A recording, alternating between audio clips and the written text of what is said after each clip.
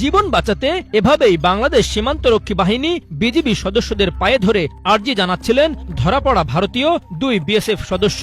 কয়েক মাস আগেও যে বিএসএফ এর সদস্যরা বাংলাদেশিদের গোনায় ধরত না, তারাই এখন সমীহ করা শুরু করেছে। সম্প্রতি ভারতের বর্ডার সিকিউরিটি ফোর্স বিএসএফ এর 2 সদস্য অস্ত্রসহ আন্তর্জাতিক সীমান্ত পেরিয়ে বাংলাদেশের অভ্যন্তরে প্রবেশ করে বাংলাদেশি কৃষকদের ধরে নিয়ে যাওয়ার চেষ্টা করে, কিন্তু স্থানীয়দের প্রচেষ্টায় উল্টো তারাই ধরা পড়েন এবং সেখানে চলে আসেন বিজিবির সদস্যরা।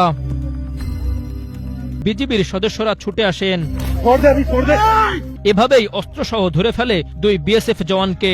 পরবর্তীতে ক্ষমা প্রার্থনা করায় যথাযথ প্রক্রিয়া অনুসরণ করে তাদের বিএসএফ কর্তৃপক্ষের কাছে হস্তান্তর করা হয়। এ ঘটনার একটি ভিডিও সামাজিক যোগাযোগ মাধ্যমে বেশ আলোচনা তৈরি করেছে। 5 আগস্ট ফ্যাসিস্ট শেখ হাসিনা পালানোর পর থেকে ভারতের চোখে চোখ রেখে কথা বলছে বাংলাদেশ সীমান্তরক্ষী বাহিনী। কোন কোন সীমান্তে আন্তর্জাতিক আইন লঙ্ঘন করে বাঁধ ও কাঁটাতারের বেড়া নির্মাণ করতে চেয়েছিল বিএসএফ, কিন্তু বিজিবির বাধায় তা করতে পারেনি।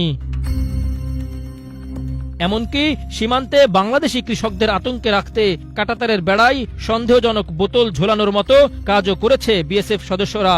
আর নিরীহ বাংলাদেশিদের উপর পশুর মতো গুলি করে হত্যা তো থামছেই না। অন্যদিকে পাকিস্তান ও চীন সীমান্তে চরম চাপের মুখে রয়েছে ভারতীয় বাহিনীর সদস্যরা।